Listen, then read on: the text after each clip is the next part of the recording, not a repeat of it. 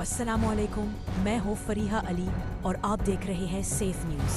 Headline: आबनाए हरमज़ में कशीदगी इंतहा पर पहुँच गई। ईरान और अमेरिका के दरमियान तनाव में तेज़ी, खलीजी ममालिक भी चौंकना। तफसीलात: आबनाए हरमज़, जो दुनिया की सबसे अहम तेल गुज़रगाह है, इस वक्त शदीद खतरात की जद में है। रोज़ाना 20 मिलियन बैरल तेल इसी रास्ते से गुजरता है। ईरान ने इशारा दिया है कि अगर उसे दबाव का सामना हुआ तो वो आबनाए हरमज़ को बंद कर सकता है।